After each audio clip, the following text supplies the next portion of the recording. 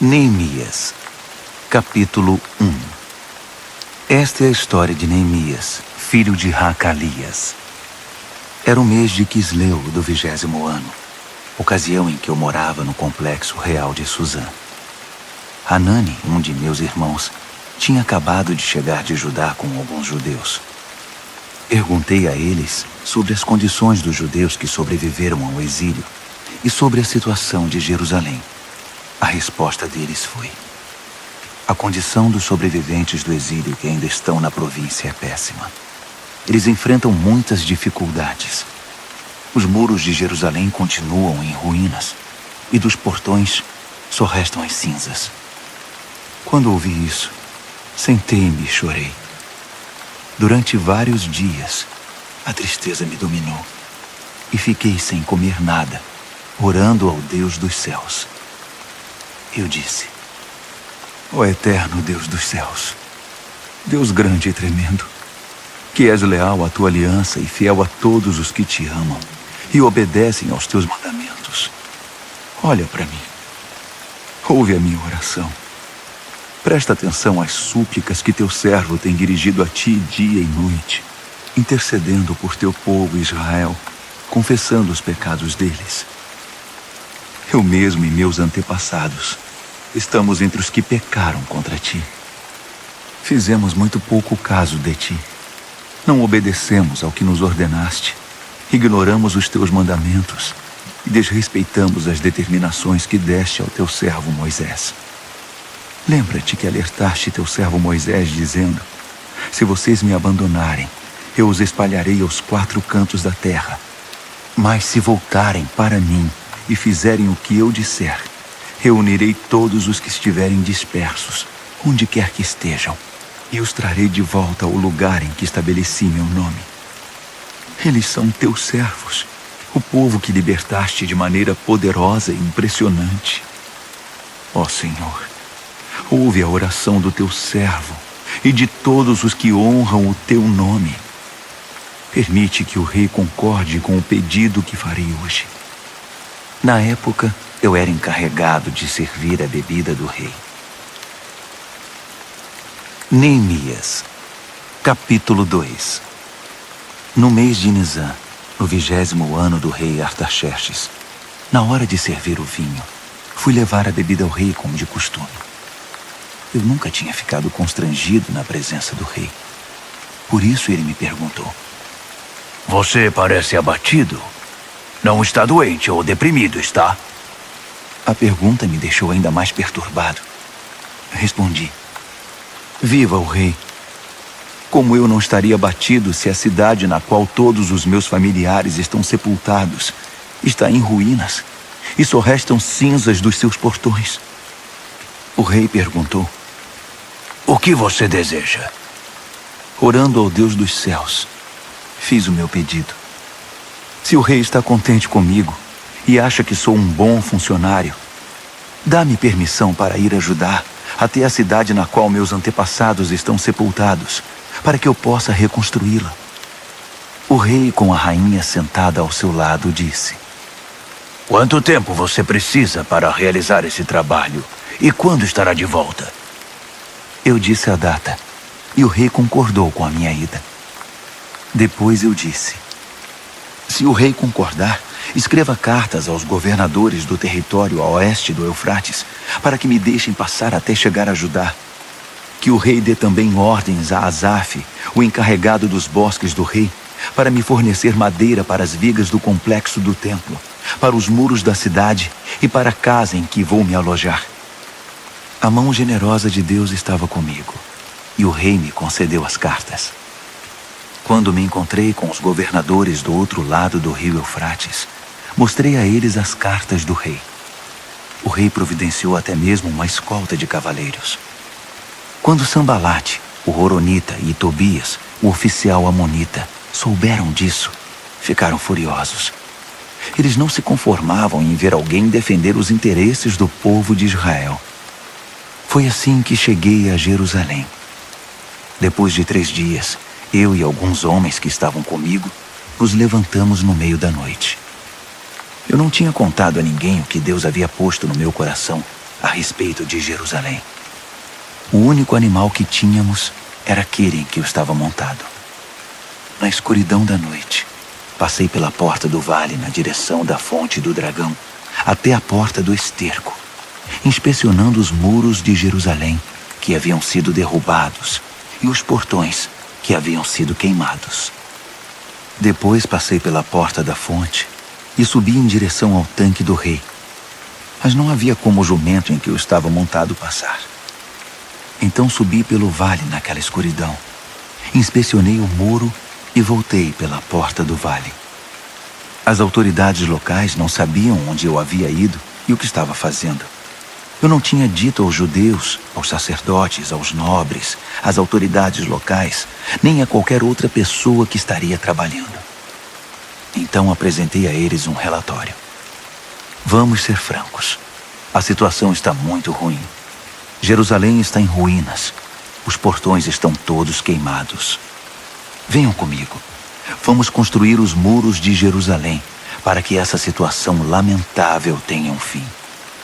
Também contei a eles que Deus estava comigo e que o rei estava me apoiando. Eles responderam: estamos com você. Vamos começar. Logo estavam prontos para começar a obra. Quando Sambalate, o Horonita, Tobias, o oficial amonita, e Gesem, o árabe, souberam disso, começaram a caçoar de nós. O que vocês estão fazendo? Pensam que podem passar por cima das ordens do rei? Respondi: o Deus dos céus nos dará sucesso. Somos servos dele e vamos reconstruir os muros. Vocês podem ficar fora disso. Não deem palpite. Jerusalém não é da conta de vocês. Neemias, capítulo 3. O sacerdote principal, Eliasibe, e seus colegas sacerdotes logo se prontificaram. Começaram a trabalhar na porta das ovelhas. Restauraram as portas e fixaram-nas nos batentes. Depois seguiram até a torre dos 100 e a torre de Hananeel. Os homens de Jericó trabalhavam com eles. Ao lado deles, Zacur, filho de Inri. A porta do peixe foi construída pelos irmãos Hassenaá. Eles a restauraram, a encaixaram nos batentes e instalaram as trancas e as travas de segurança. Meremote, filho de Urias, filho de Racós, trabalhou do lado dele. Ao seu lado, Mesulão, filho de Berequias, filho de Mesesabel. Depois, Zadok, filho de Baaná. Ao lado dele, os tecoitas, exceto os nobres que se recusavam a sujar as mãos. A porta de Gesana foi restaurada por Joiada, filho de Pazéia, e por Mesulão, filho de Besodias. Eles a restauraram, a encaixaram nos batentes e instalaram as trancas e as travas de segurança. O gibeonita Melatias, o meronotita Jadom e os homens de Gibeon e de Mispá, lugares que estavam sob a jurisdição do governador da província além do Eufrates, trabalharam com eles. Uziel, filho de Haraías, um dos ferreiros, trabalhou do lado deles, e ao seu lado Hananias, um perfumista. Eles reconstruíram os muros de Jerusalém até o muro largo. O trecho seguinte foi construído por Refaías, filho de Hur, governador da metade de Jerusalém. Ao lado dele, Gedaías, filho de Harumaf, reconstruiu a frente de sua casa. Atus, filho de Rasabneias, trabalhou do lado dele. Malquias, filho de Harim, e Hassub, filho de Paate-Moabe, reconstruíram outro trecho, que incluía a Torre dos Fornos. Ao lado deles, Salum, filho de Haloés, governador da outra metade de Jerusalém, trabalhou com suas filhas. A porta do vale foi reconstruída por Hanum e pelos moradores de Zanoa. Eles a restauraram, a puseram nos batentes e instalaram as trancas e as travas de segurança. Reconstruíram também 450 metros do muro até a porta do esterco. A porta do esterco foi reconstruída por Malquias, filho de Recabe, governador do distrito de Bet-Haquerem. Ele a restaurou, a pôs nos batentes e instalou as trancas e as travas de segurança. A porta da fonte foi reconstruída por Salum, filho de Col-Rosé, governador do distrito de Mispá. Ele a restaurou, a cobriu, a pôs nos batentes e instalou as trancas e as travas de segurança. Também reconstruiu o muro do tanque de Siloé, que fica no jardim do rei, até os degraus que descem da cidade de Davi. Depois dele, Neemias, filho de Asbuque, governador da metade do distrito de Bet-Zur, trabalhou desde o trecho diante do túmulo de Davi até o tanque artificial e a casa dos soldados. Em seguida estavam os levitas sob o comando de Reum, filho de Bani. Ao lado deles, Razabias, governador da metade do distrito de Keila, representou aquela região. Depois, seus irmãos continuaram reconstruindo sob o comando de Binui, filho de Henadade, governador da outra metade do distrito de Keila. O trecho que se estende desde a subida do depósito de armas até a esquina do muro foi reconstruído por Ézer, filho de Jesua, governador de Mispá. O trecho desde a esquina até a porta da casa do sacerdote principal Eliasibe foi reconstruído por Baruque, filho de Zabai. Meremote, filho de Urias, filho de Racós, trabalhou desde a porta até o final da casa de Eliasibe. Os sacerdotes da vizinhança continuaram dali. Benjamim e Hassube reconstruíram o trecho do muro diante das suas casas, e Azarias, filho de Maazéias, filho de Ananias, trabalhou do lado das residências. O trecho desde a casa de Azarias até a esquina foi reconstruído por Binui, filho de Henadade. Palau, filho de Uzai, trabalhou do outro lado da esquina e da torre que fica no palácio superior do rei, perto do pátio da guarda. Ao lado dele, Pedaías, filho de Parós, e os servidores do templo que viviam na colina de Ofel reconstruíram desde a porta das águas para o leste até a torre alta. Os homens de Tecoa reconstruíram o trecho desde a grande torre até o muro de Ofel. Os sacerdotes trabalharam no lado de cima da porta dos cavalos.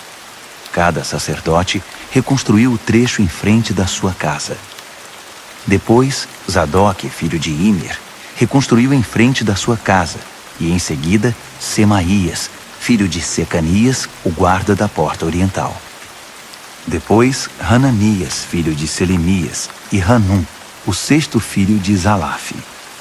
Em seguida, Mesulão, filho de Berequias, reconstruiu o muro diante do seu galpão. O ferreiro Malquias reconstruiu o muro até o alojamento dos servidores do templo e dos comerciantes, desde a altura da porta da inspeção até a guarita da esquina. Os ferreiros e os comerciantes reconstruíram o trecho que fica entre a guarita da esquina e a porta das ovelhas. Neemias, capítulo 4. Quando Sambalate soube que estávamos reconstruindo o muro, ficou furioso e começou a difamar os judeus. Na companhia de seus comparsas e do exército de Samaria, esbravejou. O que esses pobres judeus estão fazendo? Os coitados acreditam que vão conseguir da noite para o dia restaurar tudo e deixar como antes. Será que vão levantar pedras do nada? Tobias, o amonita, que concordava com ele, acrescentou. Isso mesmo. O que eles pensam que estão construindo? É só uma raposa subir no muro que ele desmorona. Neemias orou. Ouve-nos, ó Deus. Estamos sendo ridicularizados. Faz cair sobre eles essa zombaria. Que os inimigos deles os levem cativos como despojo para uma terra distante. Não perdoes a iniquidade deles. Não os absolvas do seu pecado. Eles estão insultando os que se dedicam à reconstrução. Continuamos a restaurar os muros, e em pouco tempo ele foi fechado até a metade da altura pretendida, porque o povo estava motivado para trabalhar. Quando Sambalate, Tobias, os árabes, os amonitas e os asdoditas souberam que a reconstrução dos muros de Jerusalém estava indo bem e que as brechas do muro estavam sendo tapadas, quase subiram pelas paredes de tanta raiva. Eles se uniram e resolveram atacar Jerusalém, com a intenção de provocar o caos. Mas nós reagimos, orando ao nosso Deus, e pondo guardas dia e noite para vigiá-los. Não passou muito tempo, começaram a dizer em Judá: os trabalhadores já estão cansados, ainda há muito entulho acumulado. É muito trabalho para nós, não conseguiremos terminar. Ao mesmo tempo, nossos inimigos diziam: eles não saberão quem os atacou. Quando menos esperarem, estaremos no pescoço deles. E vamos matar qualquer um que encontrarmos pela frente. Com isso, a obra será interrompida. Os judeus que eram vizinhos deles alertavam: eles estão rodeando. Daqui a pouco vão atacar. Ouvimos o aviso 10 vezes.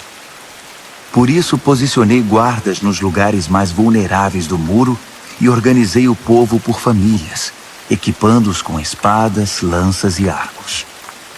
Depois de inspecionar tudo, chamei os nobres, os oficiais e os demais e disse: não fiquem com medo deles. Atentem para o Senhor, o Deus grande e temível, e lutem por amor de seus irmãos, seus filhos, suas filhas, suas mulheres e suas casas. Nossos inimigos descobriram que sabíamos de todos os seus planos e que Deus havia frustrado sua estratégia. Então voltamos ao trabalho no muro. A partir desse momento, metade dos jovens trabalhava, enquanto a outra metade fazia segurança com lanças, escudos, arcos e armaduras. Os oficiais militares garantiam em Judá a proteção de todos os que se dedicavam à reconstrução do muro. Os construtores trabalhavam com uma ferramenta numa mão e seguravam uma lança com a outra. Cada um dos construtores trabalhava com uma espada na cintura. Ao meu lado ficava o moço que, se fosse preciso, tocaria a trombeta para fazer soar o alerta. Um dia falei aos nobres, aos oficiais e aos demais: há muito trabalho ainda, e estamos muito espalhados ao longo do muro, distantes uns dos outros. Quando ouvirem o som da trombeta, juntem-se a nós. O nosso Deus lutará por nós. Assim continuamos trabalhando, desde o nascer do sol até o anoitecer, a metade de nós armada. Também instruí o povo. Cada pessoa e seu ajudante devem permanecer dentro da cidade. Durante a noite, servirão de guarda, e de dia, trabalharão na construção. Dormíamos todos vestidos, eu, meus irmãos, meus trabalhadores e os guardas que nos protegiam. Ninguém largava sua lança, nem para beber água.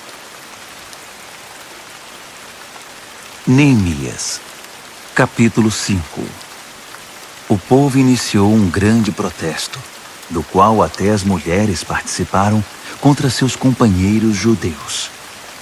Alguns diziam: temos famílias grandes. Se não tivermos comida, vamos morrer. Outros diziam: tivemos que hipotecar nossos campos, nossas vinhas e nossas casas apenas para comprar trigo, para não morrer de fome. Outros ainda diziam: precisamos pedir dinheiro emprestado até para pagar o imposto real sobre nossos campos e vinhas. Vejam, somos do mesmo sangue que nossos irmãos. Nossos filhos são tão bons quanto os deles, mas estamos a ponto de vendê-los como escravos. Algumas das nossas filhas já foram vendidas.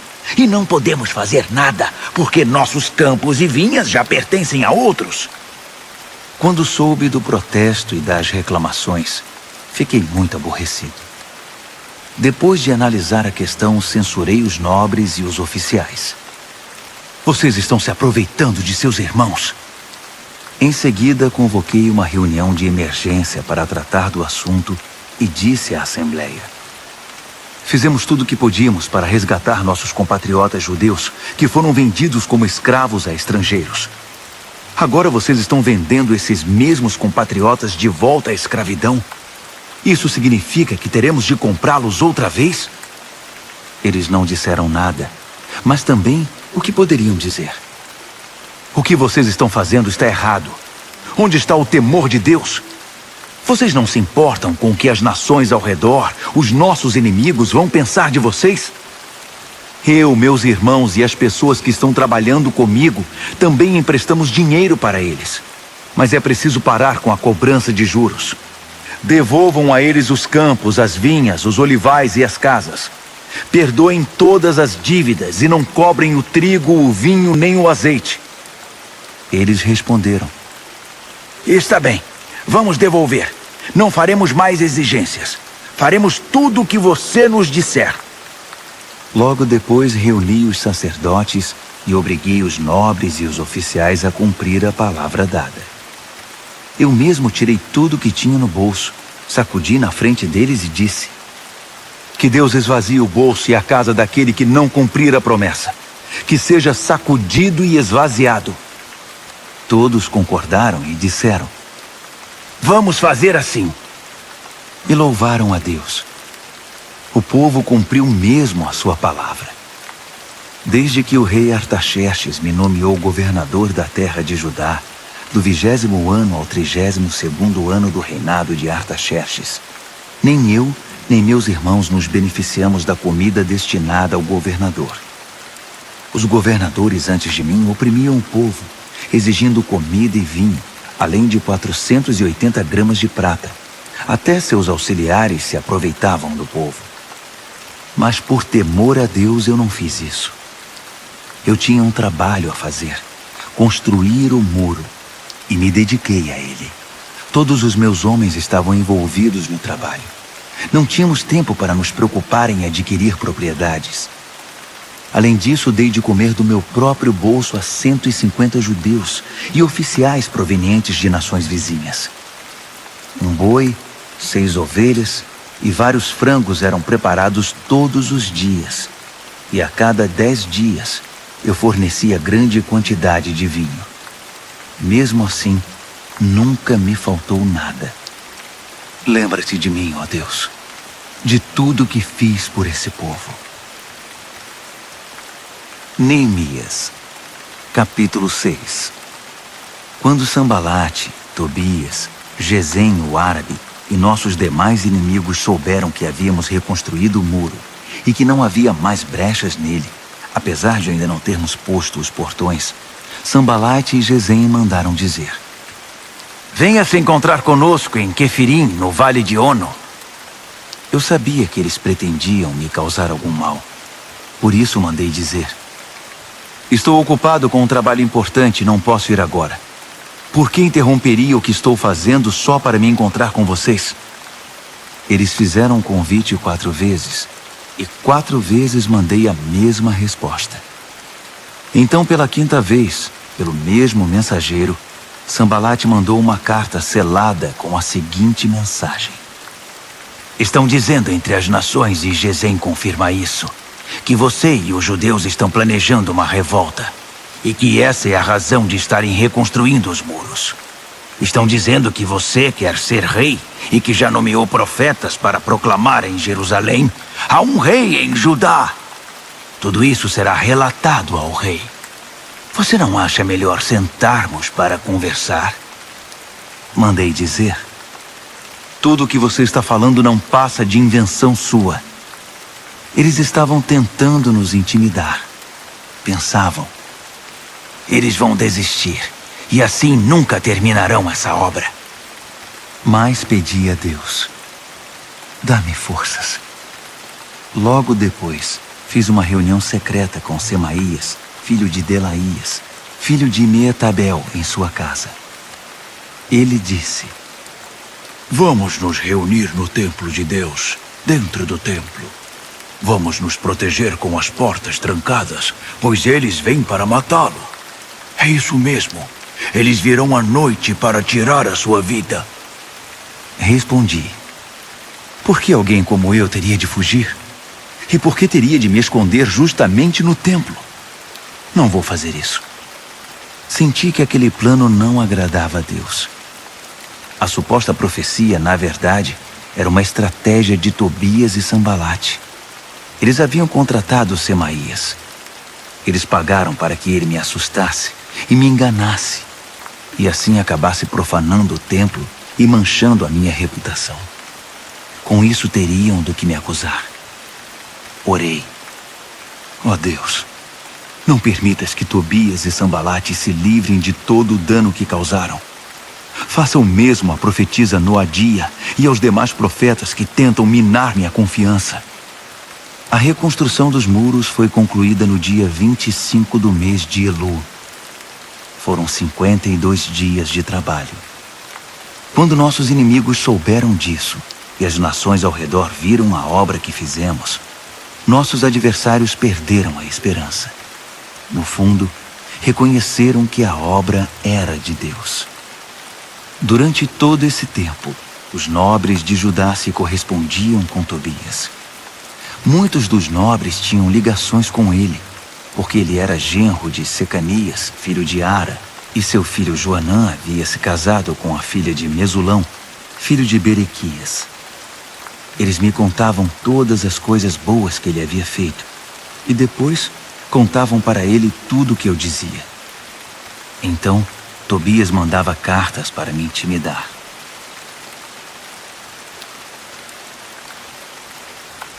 Neemias, capítulo 7.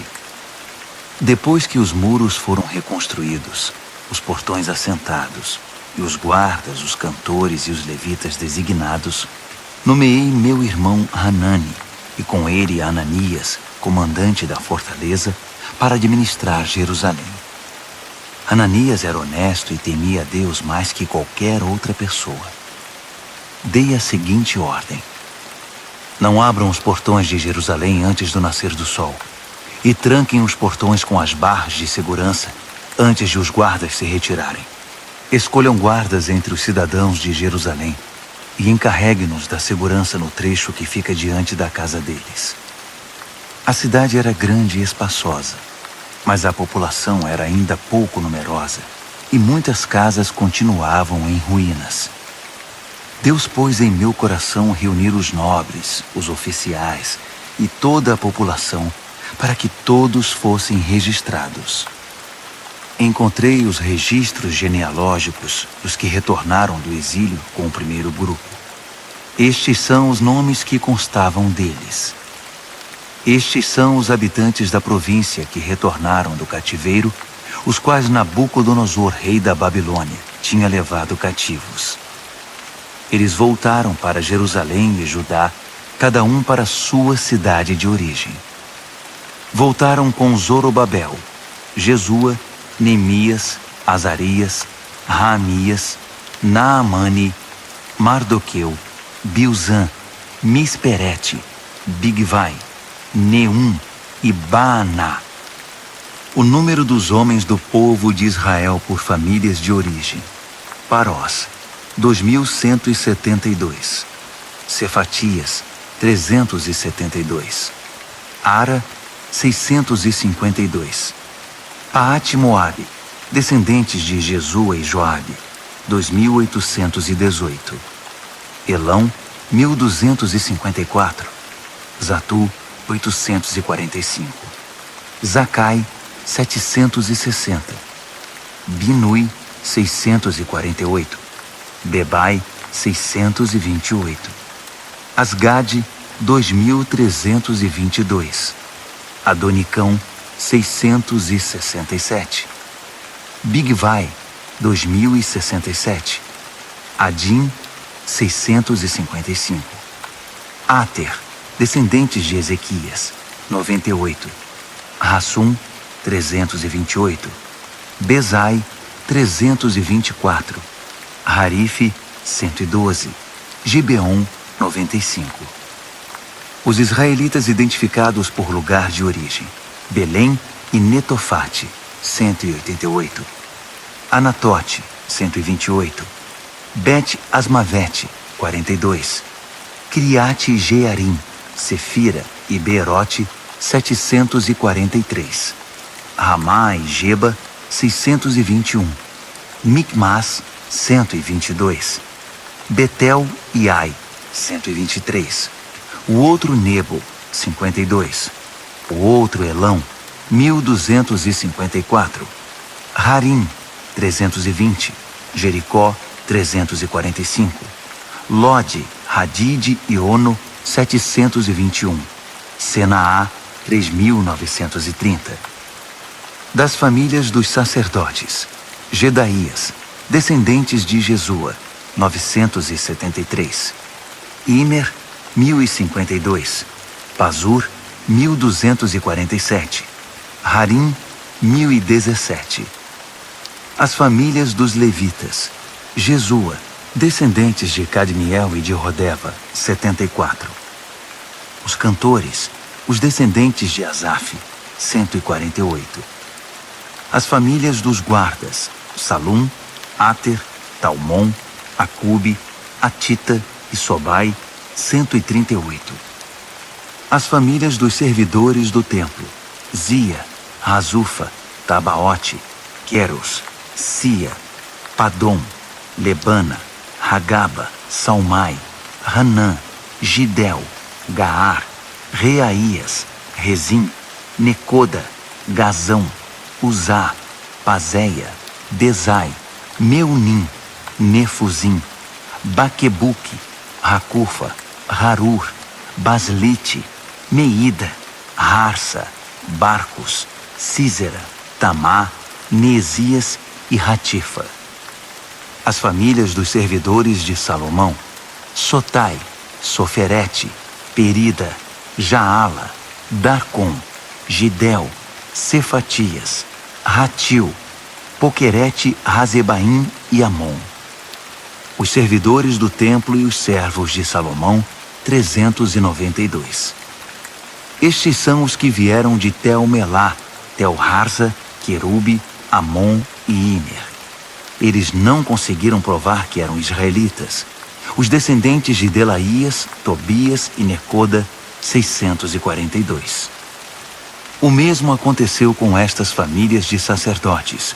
Os descendentes de Rabaías, Racós, Barzilai, que se casou com uma filha de Barzilai de Gileade e era chamado por esse nome. Eles procuraram os registros da família, mas não encontraram. Por isso foram impedidos de exercer a função de sacerdote e considerados ritualmente impuros. O governador determinou que eles não poderiam comer do alimento sagrado até que um dos sacerdotes definisse a situação deles por meio do Urim e do Tumim. O total dos que voltaram do exílio foi 42.360, sem contar os escravos, que totalizavam 7.337. Também havia 245 cantores e cantoras, que possuíam 736 cavalos, 245 mulas, 435 camelos e 6.720 jumentos. Alguns dos chefes das famílias entregaram ofertas voluntárias para a obra. O governador deu ao tesouro 8 quilos de ouro, 50 bacias e 530 vestimentas para os sacerdotes. Alguns dos chefes das famílias deram para o tesouro uma oferta de 160 quilos de ouro e 1.320 quilos de prata para a obra.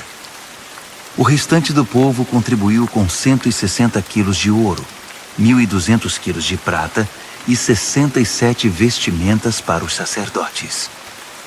Os sacerdotes, os levitas, os guardas, os cantores, os servidores do templo, com alguns outros e com o restante do povo de Israel, encontraram lugar para morar em suas cidades de origem. Neemias, capítulo 8. Por volta do 7º mês, quando todos os israelitas haviam se instalado em suas cidades, o povo se reuniu na praça em frente da Porta das Águas e pediu que o escriba Esdras trouxesse o livro da revelação de Moisés que o Eterno tinha dado a Israel. Então o sacerdote Esdras trouxe o livro para a congregação, formada por homens e mulheres, todos capazes de entender seu conteúdo. Isso aconteceu no primeiro dia do 7º mês. Ele leu a revelação de frente para a praça que ficava diante da Porta das Águas, desde cedo até o meio-dia, na presença de homens e mulheres e de todos os que conseguiam entender a leitura. Todos ouviam atentamente o que dizia o livro da revelação. O escriba Esdras estava sobre uma plataforma de madeira, construída especialmente para a ocasião.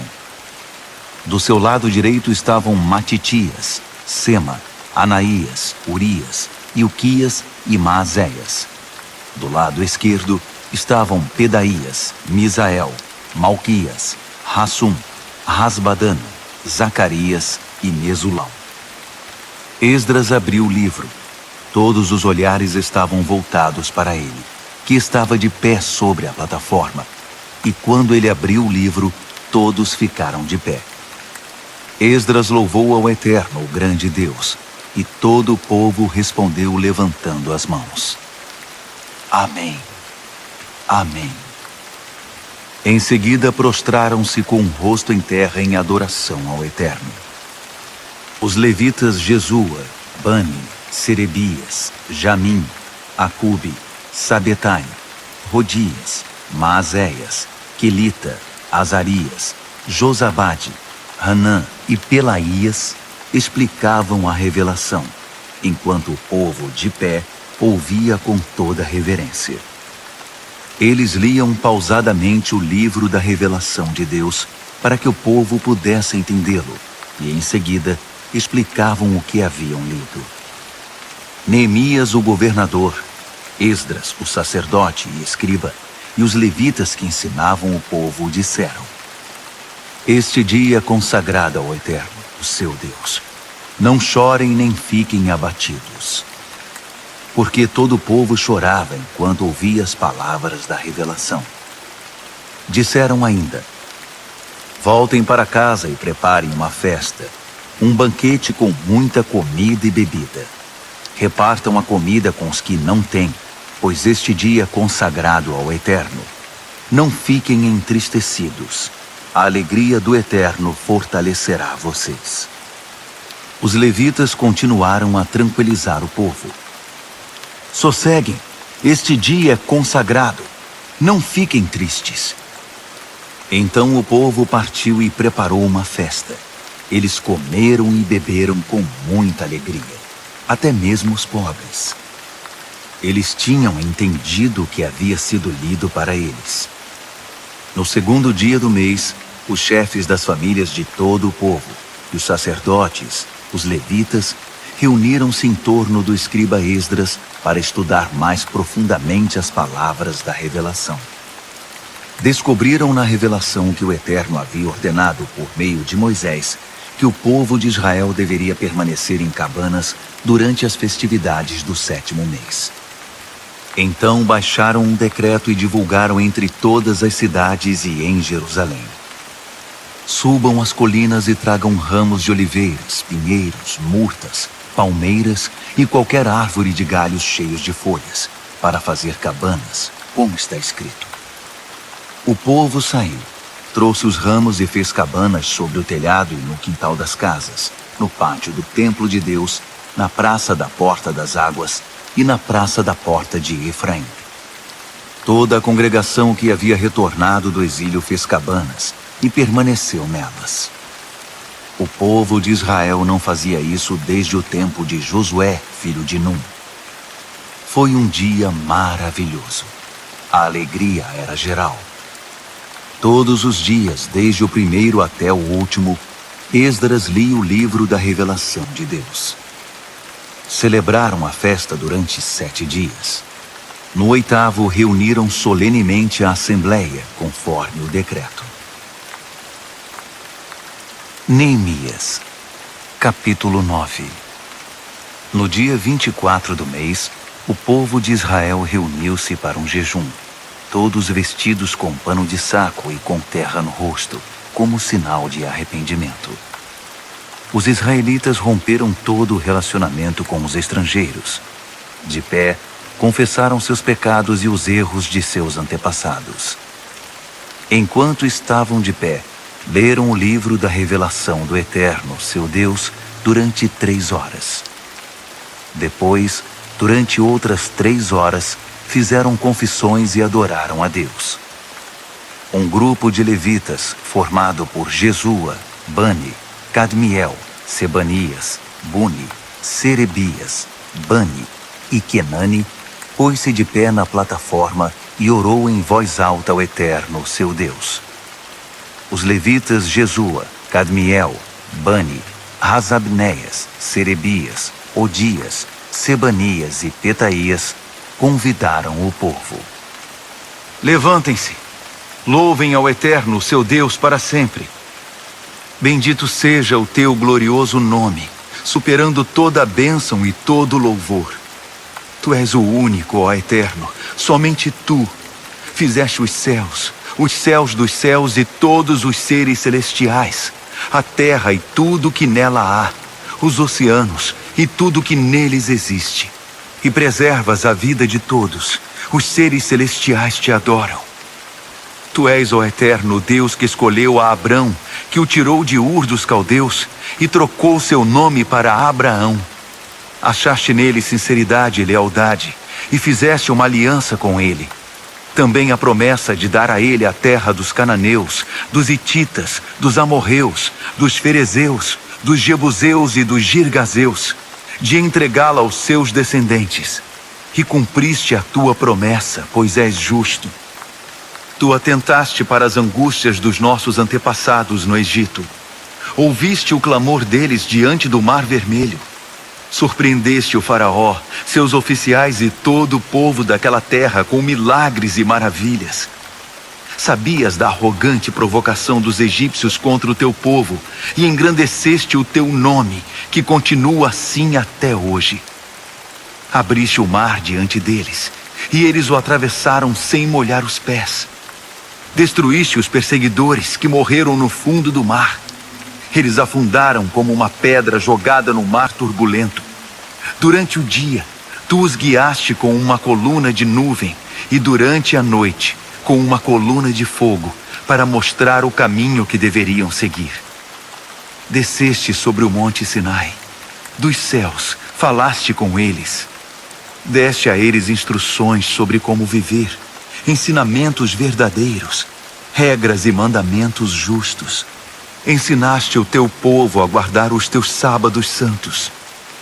Por meio do teu servo Moisés, deste a eles mandamentos, regras e instruções. Mandaste pão do céu quando eles estavam com fome. Fizeste sair água das rochas para saciar a sede deles. E os mandaste entrar e possuir a terra que tinhas prometido a eles. Mas nossos antepassados foram arrogantes. Por teimosia, não obedeceram aos teus mandamentos. Fizeram-se de surdos. Recusaram-se a lembrar os milagres que fizeste diante deles. Tornaram-se obstinados e cismaram em voltar para a escravidão do Egito. Mas tu, sendo Deus perdoador, misericordioso e compassivo, de paciência inacreditável e cheio de amor, não os desamparaste. Mesmo depois de esculpirem um bezerro e de terem dito: "Este é o Deus de vocês que os tirou do Egito", e de terem feito coisas piores, tu, por tua grande compaixão, não os abandonaste à própria sorte no deserto. A coluna de nuvem não os deixou. Diariamente, ela continuava mostrando o caminho. A coluna de fogo, também à noite, indicava o caminho. Tu concedeste o teu espírito para ensiná-los a viver com sensatez. Nunca deixaste de enviar o maná e deste a eles água em abundância. Sustentaste o povo 40 anos no deserto, e eles tinham tudo de que precisavam. Suas vestes não envelheceram, e seus pés nunca ficaram inchados. Entregaste a eles reinos e povos. Repartiste os territórios deles com o teu povo. Eles conquistaram a terra de Seom, rei de Esbom, e a terra de Og, rei de Bazã. Fizeste que se multiplicassem como as estrelas do céu, e os fizeste entrar e possuir a terra, pois havias prometido aos seus antepassados que eles iriam conquistá-la. Eles entraram na terra, tomaram posse dela e fizeram morada ali. Os cananeus que viviam ali renderam-se diante deles. Tu entregaste ao teu povo a terra, os reis e o povo deles. Podiam fazer o que quisessem com eles. Eles conquistaram fortalezas e lavouras produtivas. Possuíram casas cheias de bens, cisternas, vinhas, olivais, pomares com muitas árvores. Comeram e se fartaram do melhor da terra. Deleitaram-se em tua grande bondade. Mas eles se rebelaram contra ti, abandonaram as tuas leis e mataram os teus profetas, os profetas que tentavam conduzi-los de volta para ti, e fizeram coisas ainda piores. Tu os entregaste aos inimigos que os maltrataram. Mesmo assim, no meio da aflição, eles clamaram a ti, e tu os ouviste dos céus. Por conta da tua imensa compaixão, enviaste libertadores que os salvaram da crueldade dos inimigos. Mas assim que as coisas melhoravam, voltavam a cometer pecados piores. Então entregaste aquele povo à própria sorte, aos inimigos que os dominavam. Outra vez eles clamaram, e por tua grande compaixão, tu os ouviste e os livraste. Isso se repetiu várias vezes. Tu os aconselhaste a voltar para a tua revelação, mas eles reagiram com arrogância, desprezaram teus mandamentos, rejeitaram tuas ordenanças, as palavras que dão vida ao ser humano. Simplesmente viraram as costas, foram intransigentes e não quiseram ouvir. Por muitos anos foste compreensivo com eles e os advertiste por teu espírito, por meio dos teus profetas. Quando se recusavam a ouvir, tu os entregavas aos estrangeiros. Mesmo assim, por causa da tua grande compaixão, não os aniquilaste. Não os abandonaste para sempre. Pois tu és um Deus de misericórdia e de compaixão. Agora, nosso Deus, nosso grande Deus majestoso e temível, fiel à aliança e compassivo, não desprezes tudo que nós, os nossos reis, nossos príncipes, nossos sacerdotes e profetas sofreram, os nossos antepassados e todo o teu povo, desde o tempo dos reis da Assíria até hoje. Tu não és o culpado por tudo que nos sobreveio. Foste correto em tudo. Nós é que erramos. Nossos reis, príncipes, sacerdotes e antepassados não deram valor à tua revelação. Eles ignoraram teus mandamentos, desprezaram tuas advertências. Mesmo quando o reino deles ainda era independente e desfrutavam a tua generosa bondade, vivendo naquela terra fértil e espaçosa que estendeste diante deles, eles não te serviram, mas viraram as costas para ti e voltaram a praticar o mal. Por isso estamos aqui outra vez como escravos. Mas esta é a terra que deste aos nossos antepassados, para que pudessem desfrutar vida boa. Mas olha agora para nós. Não passamos de escravos em nossa terra. A colheita é farta, mas tem de ser entregue aos reis que nos dominam com tua permissão, por causa dos nossos pecados. Eles agem como se fossem donos da nossa vida e fazem o que bem entendem com o nosso gado. Estamos muito aflitos. Por essa razão, estamos firmando um acordo, selando um documento assinado por nossos príncipes, nossos levitas e nossos sacerdotes. Neemias, capítulo 10. O documento selado continha a assinatura das seguintes pessoas: o governador Neemias, filho de Hacalias; os sacerdotes Seraías, Azarias, Jeremias, Pazur, Amarias, Malquias, Ratus, Sebanias, Maluque, Harim, Meremote, Obadias, Daniel, Ginetom, Baruque, Mesulão, Abias, Miamim, Maasias, Bilgai e Semaías. Esses eram os sacerdotes.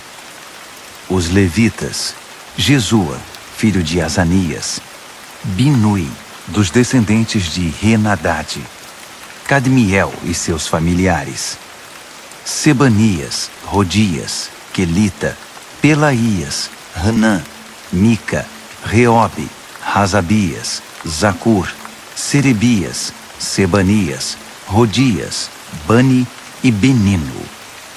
Os líderes do povo: Parós, Paate-Moabe, Elão, Zatu, Bani, Buni, Asgade, Bebai, Adonias, Bigvai, Adim, Ater, Ezequias, Azur, Rodias, Rassum, Bezai, Harife, Anatote, Nebai, Magpias, Mesulão, Rezir, Mesesabel, Zadok, Jadua, Pelatias, Hanã, Anaías, Oséias, Hananias, Hassubi, Haloes, Pilea, Sobeque, Reum, Razabna, Maazéias, Aías, Hanã, Anã, Maluque, Harim e Baaná.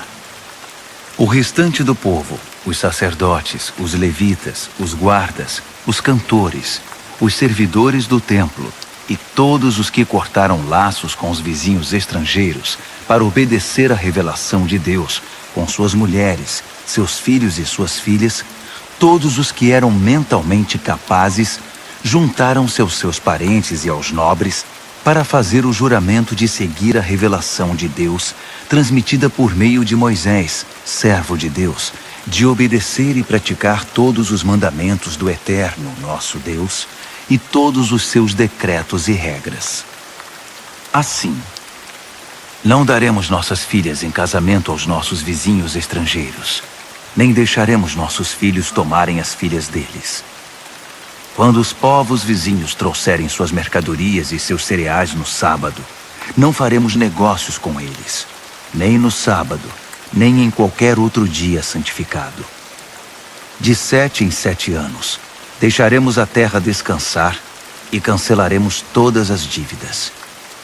Comprometemo-nos a pagar o tributo anual de 4 gramas para as despesas do templo do nosso Deus, com os pães da mesa, as ofertas de cereais, as ofertas queimadas, as ofertas dos sábados, da lua nova e das festas fixas, as ofertas sagradas, as ofertas de perdão para expiação a favor de Israel, a manutenção do templo do nosso Deus.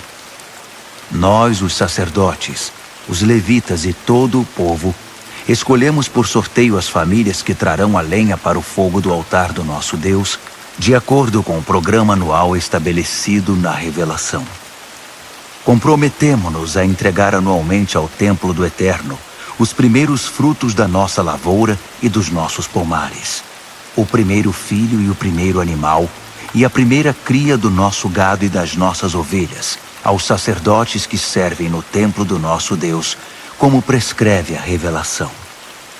Traremos o melhor dos nossos cereais, das nossas contribuições do fruto de toda a árvore, do vinho e do azeite para os sacerdotes, para os depósitos do templo do nosso Deus. Traremos os dízimos das nossas lavouras para os levitas, uma vez que os levitas foram designados para arrecadar os dízimos nas cidades em que trabalhamos. Um sacerdote descendente de Arão supervisionará os levitas na arrecadação dos dízimos para garantir que 1/10 do que for arrecadado seja entregue ao tesouro do templo do nosso Deus. Faremos que o povo de Israel e os levitas entreguem os cereais, o vinho e o azeite para os depósitos em que também são guardados os utensílios do santuário e nos quais os sacerdotes, os guardas e os músicos que ministram se reúnem. Não negligenciaremos o templo do nosso Deus. Neemias, capítulo 11. Os líderes do povo já estavam morando em Jerusalém. Por isso o restante do povo escolheu, por sorteio, uma de cada 10 pessoas para morar em Jerusalém, a cidade santa, enquanto os outros 9 permaneciam em suas cidades.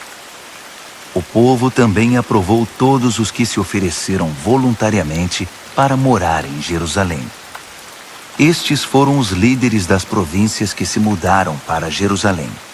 Alguns israelitas, sacerdotes, levitas, servidores do templo e descendentes dos oficiais de Salomão moravam em suas propriedades, que estavam espalhadas entre as várias cidades de Judá. Outros de Judá e Benjamim moravam em Jerusalém.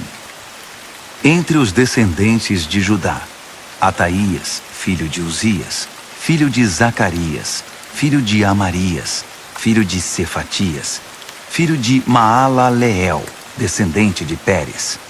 Maazéias, filho de Baruque, filho de Col-Rosé, filho de Razaías, filho de Adaías, filho de Joiaribe, filho de Zacarias, descendente de Selá. Os descendentes de Pérez, que moravam em Jerusalém, totalizavam 468 homens valentes.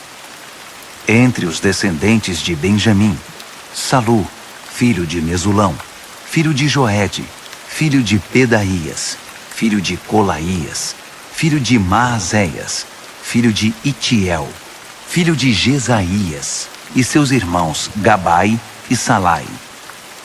Ao todo, 928 homens. Joel, filho de Zicre, era chefe deles, e Judá, filho de Rassenua, era o segundo no comando sobre a cidade. Dos sacerdotes, Jedaías, filho de Joiaribe, e Jaquim. Seraías, filho de Ilquias, filho de Mesulão, filho de Zadoque, filho de Meraiote, filho de Aitube, que era o administrador do templo de Deus, e seus companheiros, que faziam o trabalho do templo. Ao todo eram 822 homens.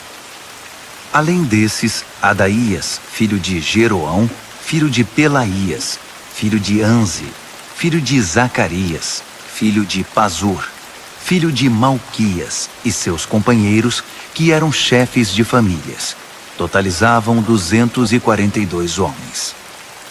Amassai, filho de Azarreel, filho de Azai, filho de Mesilemote, filho de Imer, e seus companheiros, todos homens valentes, eram 128 homens. O chefe deles era Zabdiel, filho de Gedolim. Dos levitas, Semaías, filho de Hassube, filho de Azricão, filho de Razabias, filho de Buni, Sabetai e Josabade, 2 líderes dos levitas encarregados do trabalho externo do templo de Deus. Matanias, filho de Mica, filho de Zabde, filho de Asaf, o dirigente que conduzia as ações de graças e as orações. Baquebuquias, o segundo entre seus companheiros. Abda, filho de Samua, filho de Galau, filho de Gedutum. Os levitas da cidade santa totalizavam 284 homens. Dos guardas, Acube, Talmon e seus companheiros, que vigiavam os portões, um total de 172 homens. O restante dos israelitas, sacerdotes e levitas, estavam espalhados por todas as cidades de Judá, cada um na propriedade de sua família. Os servidores do templo moravam na colina de Ofel. Zia e Gispa eram os líderes deles. O chefe dos levitas em Jerusalém era Uzi, filho de Bani, filho de Razabias, filho de Matanias, filho de Mica. Uzi era dos descendentes de Asaf, os cantores que dirigiam a adoração no templo de Deus. Os cantores estavam sob as ordens do rei, que determinava as atividades diárias deles. Petaías, filho de Mesesabel, descendente de Zerá, filho de Judá, representava os interesses do povo na corte real.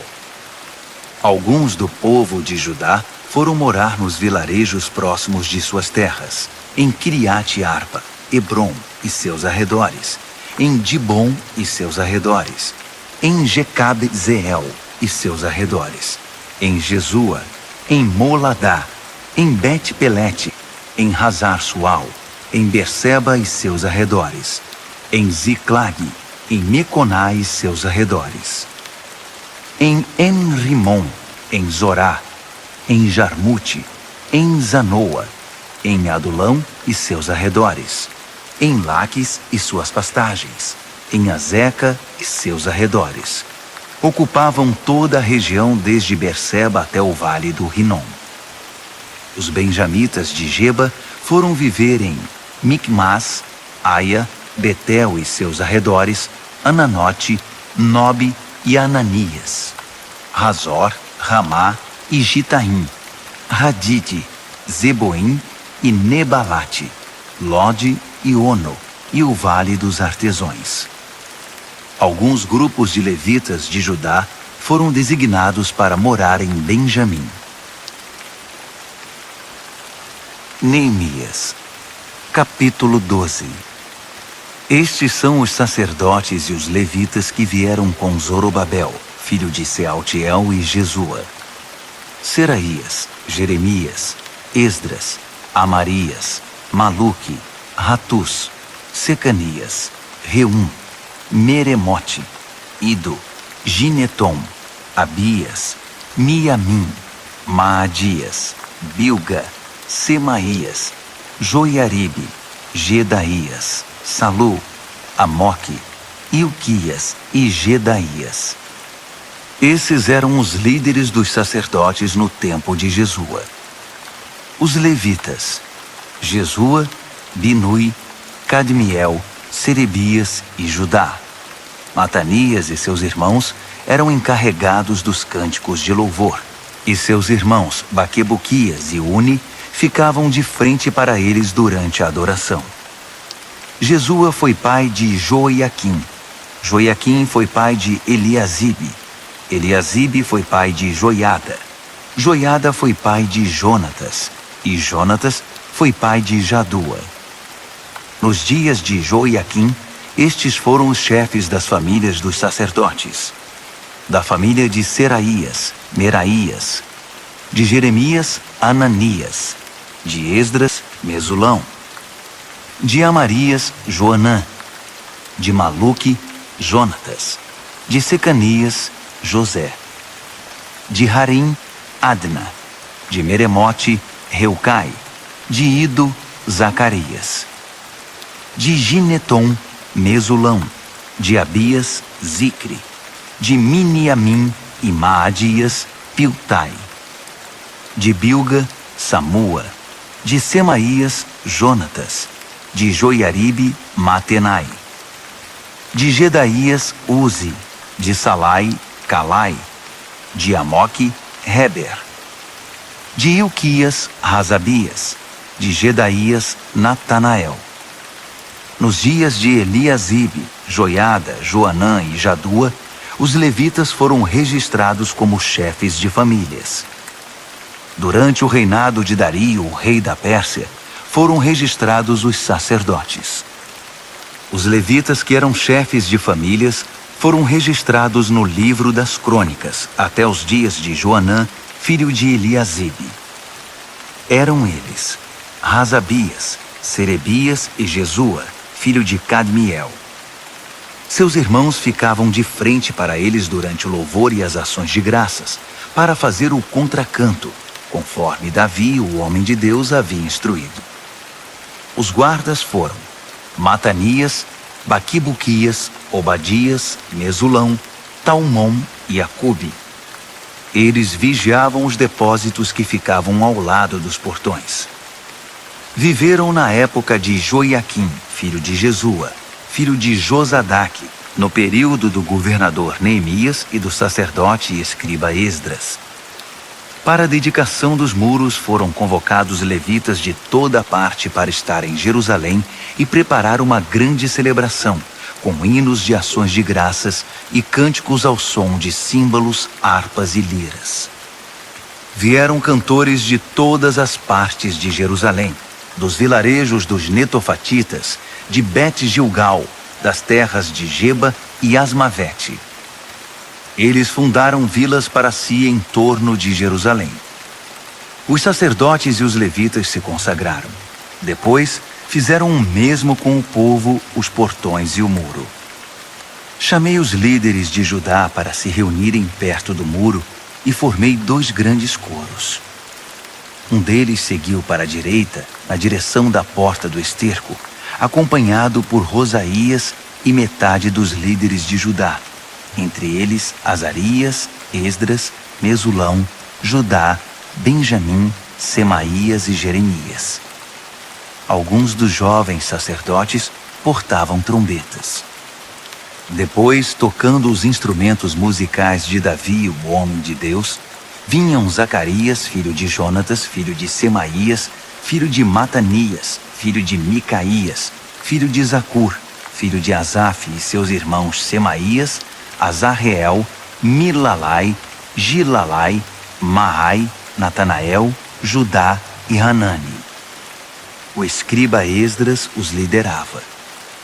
Da porta da fonte, subiram direto pelos degraus da cidade de Davi, pela escada que fica ao longo do muro, acima do palácio de Davi, voltando para a porta da fonte a leste. O outro grupo seguiu para a esquerda. Eu e metade do povo seguimos pelo muro, desde a Torre dos Fornos até a parte larga do muro, acima da porta de Efraim, a porta de Gesana, a porta do Peixe, a torre de Hananeel e a torre dos 100, até a porta das ovelhas. Paramos na porta da guarda. Depois, os 2 coros ocuparam seus lugares no templo de Deus. Acompanhei a metade dos oficiais e os sacerdotes Eliaquim, Maazéias, Miniamim, Micaías, Elioenai, Zacarias e Hananias, que estavam com suas trombetas. Também estavam lá Maazéias, Semaías, Eleazar, Uzi, Joanã, Malquias, Elão e Ézer. Os cantores eram conduzidos por Jezraías. Naquele dia ofereceram muitos sacrifícios numa grande celebração, pois Deus os havia enchido de alegria. As mulheres e as crianças levantaram a voz com todo o povo. O júbilo de Jerusalém foi ouvido de muito longe. Naquele mesmo dia, foram escolhidos os encarregados dos depósitos das ofertas, dos primeiros frutos e dos dízimos. Eles tinham a responsabilidade de garantir que a porção dos sacerdotes e dos levitas, ordenada pela revelação, fosse trazida das terras pertencentes às cidades. O povo de Judá respeitava muito o trabalho dos sacerdotes e dos levitas. O povo, os cantores e os guardas fizeram tudo como mandava a cartilha. Conduziram a adoração a Deus e o ritual da purificação, de maneira tal que teria enchido os olhos de Davi e Salomão. Era assim que se fazia antigamente, nos dias de Davi e de Asaf, quando havia dirigentes de coros para conduzir o povo nos cânticos de louvor e ações de graças a Deus. Na época de Zorobabel e Neemias, todo Israel contribuía com quantias diárias para os cantores e os guardas. Também separavam o que era destinado aos levitas e os levitas faziam o mesmo para os descendentes de Arão. Neemias, capítulo 13. Naquele mesmo dia, foi lido o livro de Moisés diante do povo. Descobriu-se no livro que nenhum amonita ou moabita podia fazer parte da congregação do povo de Deus, porque eles não haviam acolhido o povo de Israel, negando a eles comida e bebida. Em vez de ajudar os israelitas, contrataram Balaão para amaldiçoá-los. Mas Deus transformou a maldição em bênção. Quando ouviram a leitura da revelação, excluíram de Israel todos os estrangeiros. Antes disso, o sacerdote Eliasibe havia sido encarregado dos depósitos do templo de Deus. Ele era parente de Tobias e tinha disponibilizado para ele uma sala grande, que era usada para estocar as ofertas de cereais, incenso, os utensílios para o sacrifício, os dízimos dos cereais, do vinho e do azeite para os levitas, os cantores e os guardas, e as ofertas para os sacerdotes. Eu não estava em Jerusalém quando isso aconteceu. No 32º ano de Artaxerxes, rei da Babilônia, eu havia voltado para o palácio do rei. Mais tarde, pedi permissão ao rei para viajar outra vez. Cheguei a Jerusalém e foi quando soube que Eliasibe havia cedido espaço para Tobias nos pátios do templo de Deus. Fiquei realmente furioso. Joguei fora tudo que estava dentro da sala, todos os pertences de Tobias. Depois, mandei que a sala fosse purificada. Só então pus de volta os utensílios do templo de Deus, as ofertas de cereal e o incenso. Também fiquei sabendo que os levitas não estavam recebendo a quantia regular de alimento. Por isso os levitas e os cantores que conduziam o culto de adoração haviam abandonado suas responsabilidades e voltado para suas terras. Chamei a atenção dos oficiais dizendo: "Por que vocês abandonaram o templo de Deus?" Chamei todos de volta e os reintegrei às antigas funções, de modo que todo o povo de Judá voltou a trazer os dízimos dos cereais, do vinho e do azeite para os depósitos. Designei o sacerdote Selemias, o escriba Zadok e os levitas Pedaías como encarregados dos depósitos. Nomeei Hanã, filho de Zacur, filho de Matanias, auxiliar direto deles.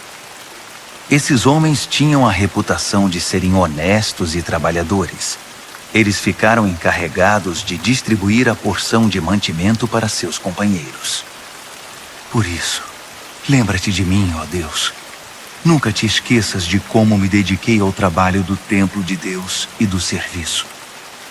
Enquanto fazia a viagem de volta a Jerusalém, também percebi que o povo prensava uvas, transportava cereais e carregava seus jumentos no sábado. Traziam vinho, uvas, figos e todo tipo de mercadoria para serem comercializados no sábado. Então, eu os adverti contra a venda de alimentos naquele dia. Alguns naturais de Tiro que estavam morando em Jerusalém traziam peixes e outras mercadorias para vender aos moradores de Judá, em Jerusalém, e isso no sábado. Cobrei uma atitude dos líderes de Judá dizendo: "O que está acontecendo? Isso está errado. Vocês estão profanando o sábado. Não foi justamente o que seus antepassados fizeram? Não foi por causa disso que Deus trouxe esta miséria sobre nós e sobre esta cidade? Com a profanação do sábado, vocês estão acrescentando desobediência e fazendo aumentar a ira de Deus contra Jerusalém." Quando os portões de Jerusalém já estavam cobertos pela sombra da tarde, às vésperas do sábado, mandei fechar os portões e proibi que fossem abertos até o fim do sábado. Pus alguns homens de confiança de guarda nos portões, para que não deixassem entrar nada que fosse destinado ao comércio no sábado. Os comerciantes e negociantes de várias mercadorias montaram as barracas fora dos portões uma ou duas vezes. Mas chamei a atenção deles, dizendo: "Vocês não devem ficar aqui perto do muro. Se eu encontrar vocês aqui outra vez, vou retirá-los à força." Bastou essa advertência, e eles não voltaram mais no sábado. Depois, instruí os levitas a se purificarem e assumirem o posto nos portões, para que a santidade do sábado fosse respeitada. Lembra-te de mim, ó Deus. Tem compaixão de mim, por teu grande amor e por tua fidelidade. Na mesma época, constatei ainda que muitos judeus haviam se casado com mulheres de Asdod, de Amon e de Moabe. Metade das crianças nem falava o idioma de Judá, só sabiam falar a língua de Asdod ou outra língua. Então chamei a atenção desses homens e os amaldiçoei. Cheguei a bater em alguns deles e a arrancar seus cabelos. Fiz que jurassem em nome de Deus que acatariam a minha ordem. Não deem suas filhas em casamento aos filhos desses povos. Nem deixem as filhas deles se casarem com seus filhos. Nem tomem mulheres para vocês do meio desses povos. Não foi justamente esse o pecado de Salomão, rei de Israel, quando tomou mulheres como essas? Apesar de não ter havido outro rei como ele, e de Deus o ter amado e feito dele rei sobre todo Israel, as mulheres estrangeiras provocaram sua ruína. Vocês chamam isto de obediência? Envolver-se em tamanho mal, sendo infiéis a Deus, casando-se com mulheres estrangeiras? Um dos filhos de Joiada, filho do sacerdote principal Eliasibe, era genro de Sambalate, o horonita. Eu o expulsei da minha presença. Lembra-te deles, ó Deus, de como profanaram o sacerdócio e a aliança dos sacerdotes e dos levitas. Eu os purifiquei de tudo que era estranho. Organizei as ordens de serviço para os sacerdotes e os levitas, de modo que cada um sabia qual era a sua responsabilidade. Providenciei que fosse fornecida a lenha a ser usada no altar. Eu os purifiquei de tudo que era estranho. Organizei as ordens de serviço para os sacerdotes e os levitas, de modo que cada um sabia qual era a sua responsabilidade. Providenciei que fosse fornecida a lenha a ser usada no altar para os dias fixos e para a apresentação dos primeiros frutos. Lembra-te de mim, ó Deus, para sempre.